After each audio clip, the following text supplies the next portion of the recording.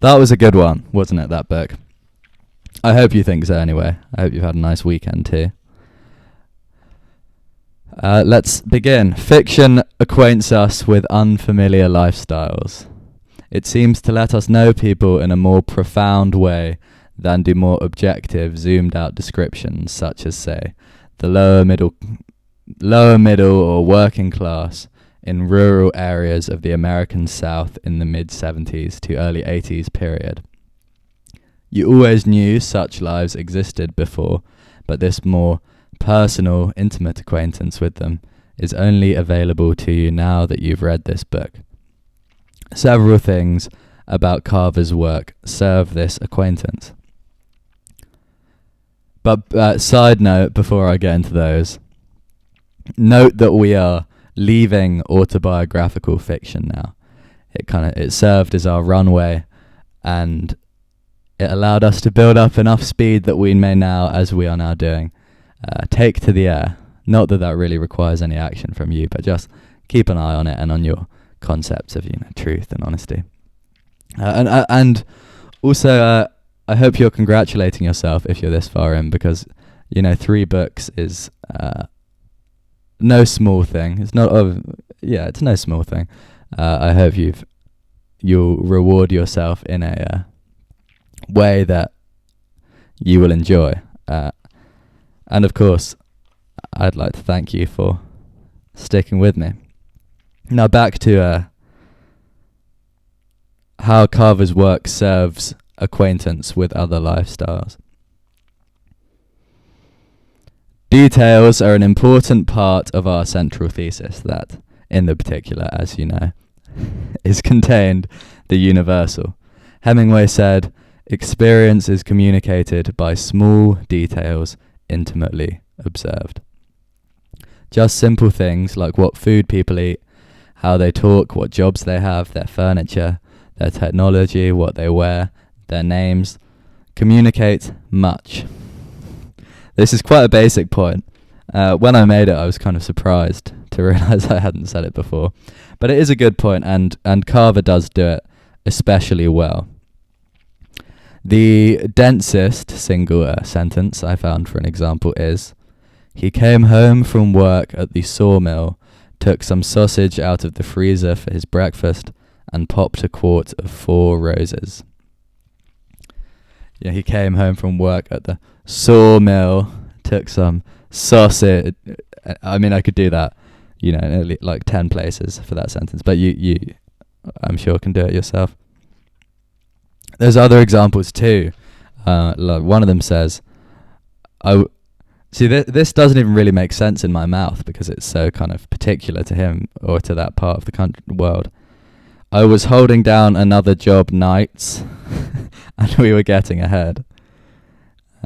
He couldn't fix the TV when it went crazy and we lost the picture. I couldn't fix it either. We had volume but no picture. If we wanted the news, we had to sit around the screen and listen. Free rent and free utilities plus $300 a month. You couldn't beat it with a stick. First, he took off his windbreaker and helped Edith with her coat." James and Edith Packer, by the way. What a love. What a love. He and Gordon Johnson and Mel Dawn and Vern Williams, they play poker and bowl and fish. They fish every spring and early summer before visiting relatives can get in the way. They are decent men, family men, men who take care of their jobs. They have sons and daughters who go to school with our son, Dean. Last Friday, these family men left for the Natchez River. They parked the car in the mountains and hiked to where they wanted to fish.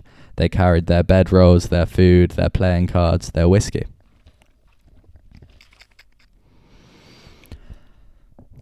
I saw an article a while ago about how a man had tried to sell the Coke recipe to Pepsi, and Pepsi had brought in the FBI and the CIA and everything to sting him.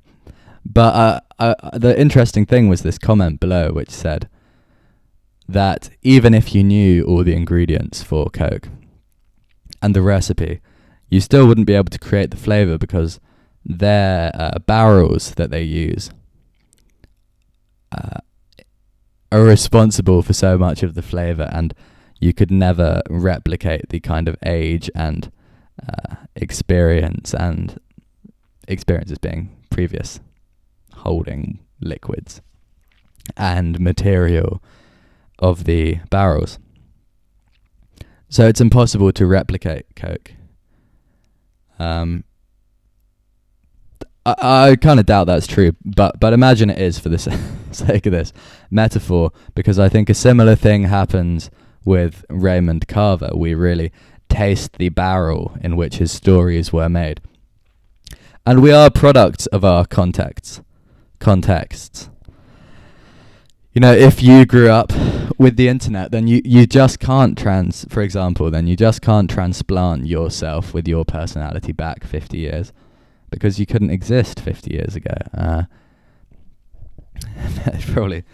They'd probably wonder who this horrifically self-conscious teenager is. But yeah, so we are products of our context, and as we cannot analyze the ways in which every single context item contributed to our present personality and life, we are better off just reporting what those items were faithfully. That will do for truth. As well as quotidian contextual details, we taste the barrel in the way people are and think. A clear emotional atmosphere emerges from the gallery of characters and plots, and this is where Carver offers his particular, as kind of an alternative to autobiographical fiction.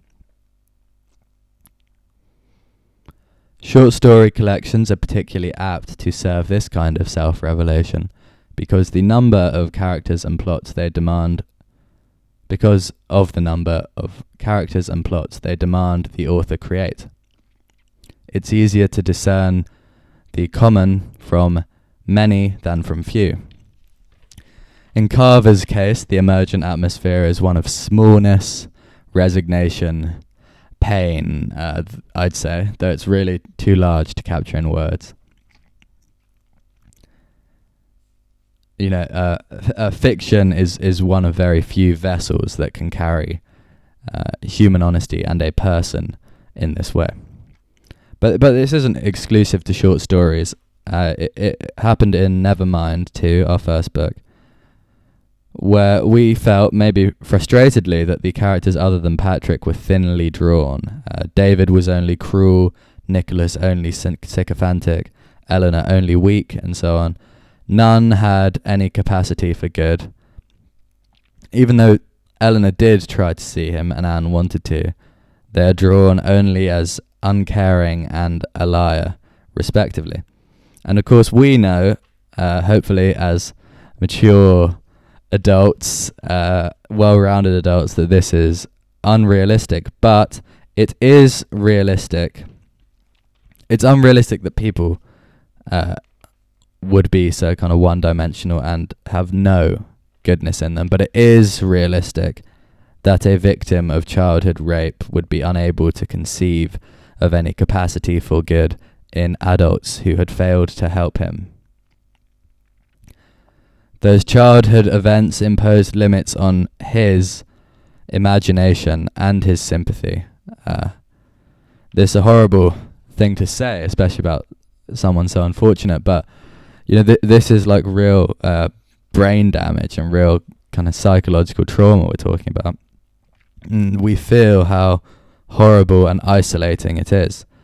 I think we were all kind of impatient to get out of that book towards the end, because it was so so kind of nauseating. And of course, being that the narrator kind of is Patrick, kind of is Edward St. Aubyn, what we were really tasting there is the barrel. We wouldn't be surprised to learn that St. Aubyn's own that thinner depiction of the other characters was maybe not such a deliberate narrative trick, and perhaps reflected a genuine trauma-induced limit in St. Aubyn's own imagination and sympathy. So we certainly tasted the barrel there, and offering yourself through your atmosphere, through your barrel, is very brave, because it shows your limits, biases, ignorance, weaknesses, flaws. Tolstoy, in the opposite, is praised for the omniscience of his writing. He has perfect sympathy for and understanding of every character. His barrel, if he even has one, is crystal clear glass that leaves no taste. And he's lauded for this. Neither Carver nor St. Aubyn will receive such praise. If Tolstoy is a saint, as he is frequently described, then, and I don't mean to disparage him, because he is saint-like. I mean, he is great. But then these two are not saints, but they are martyrs. They really sacrifice themselves so that we might have a little more access to the universal, a little more sympathy, a little more truth. I'm sure you can come up with your own words there. Small point, which we'll discuss more in the final two books than here, but note that tasting the barrel, as well as letting you know these characters more, lets you know yourself more, because you become freshly aware to the flavour of your own your own barrel gives to your own experience, and that's a flavour you may kind of get used to and forget is a barrel flavour there.